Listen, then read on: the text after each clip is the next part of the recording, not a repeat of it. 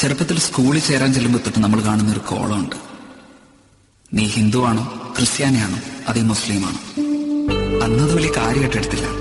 പക്ഷെ ആ ചോദ്യം നമ്മൾ പോലും അറിയാതെ നമ്മളൊരു മതിലിന്റെ പണി തുടങ്ങിയായിരുന്നു.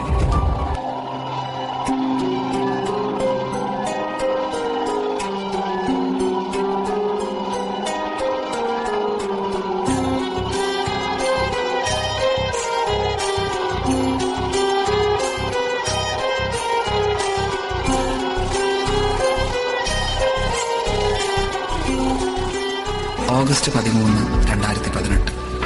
അന്ന് ഞങ്ങളുടെ നാട്ടിലൊരു മഴ പെയ്തു. മഴയല്ലേ, എല്ലാവർക്കും ഇഷ്ടമല്ലേ. സന്തോഷത്തോടെ ഞാനോടി മുറ്റത്തേക്ക് ഇറങ്ങി.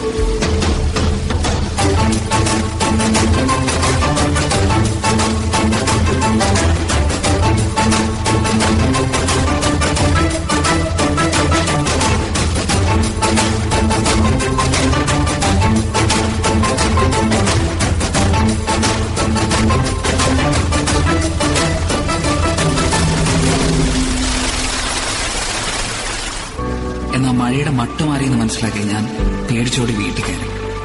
പക്ഷെ അവന് വിടാൻ പാവില്ലായിരുന്നു. വീട് വെള്ളം കൊണ്ട് നിറയാൻ തുടങ്ങി. എന്തു ചെയ്യണമെന്നറിയില്ല, ആരെ വിളിക്കണമെന്നറിയില്ല. ഒരു വഴിയില്ലാതെ ഞാനൊരു മുകളിലേക്ക് കയറി. അന്ന് അവിടെ വെച്ച് ജീവിതത്തിൽ ആദ്യമായിട്ട് ഞാനൊരു കാഴ്ച കണ്ടു. പണക്കാരൻ, പാവപ്പെട്ടവൻ, പണ്ഡിതൻ, പാമരൻ, താണജാതി, കൂടിയ ജാതി, ജീവന് വേണ്ടിയുള്ള ഇവരുടെ എല്ലാ നിലവിളിക്ക് ഒരു സ്വരമായിരുന്നു.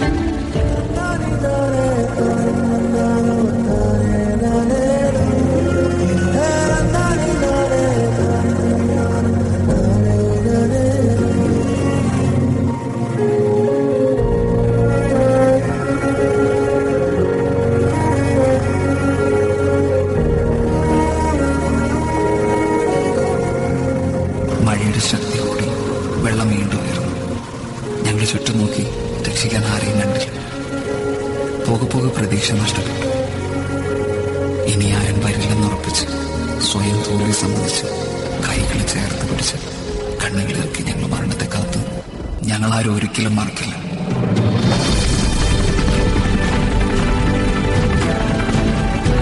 എന്റെ നേരെ നീണ്ട കൈകൾ ക്രിസ്ത്യാനിയുടെയോ ഹിന്ദുവിന്റെയോ മുസൽമാന്റെയോ അല്ല, ഇടതന്റെയോ വലതന്റെയോ മറ്റൊരു രാഷ്ട്രീയ പാർട്ടിയുടേതുമല്ല. മറിച്ച് മനുഷ്യന് നേരെ നീട്ടുന്ന കൈകളായിരുന്നു. ജീവിതത്തിലേക്ക് പിടിച്ചു കയറ്റുമ്പോൾ ആ കൈ കറുത്താണോ വെളുത്താണോ എന്ന് ഞാൻ ചിന്തിച്ചില്ല. പക്ഷെ ആ കൈകൾക്ക് സ്വന്തം കുടുംബമെന്ന് തോന്നിപ്പിക്കുന്ന ഒരു ഉറപ്പുണ്ടായിരുന്നു.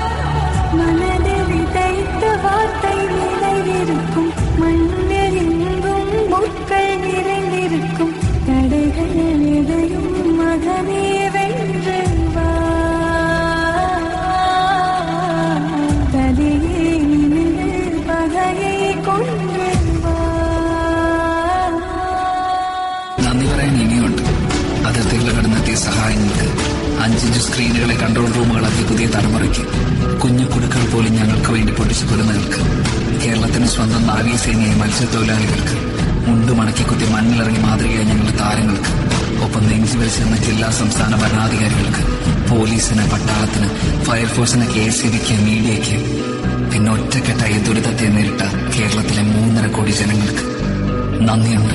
നമ്മൾ അതിജീവിക്കും ഒറ്റക്കെട്ടായിട്ട്. കാരണം ഇത് കേരളമാണ്, ദൈവത്തിന്റെ സ്വന്തം നാടാണ്. തോൽക്കാൻ ഞങ്ങൾക്ക് മനസ്സില്ല.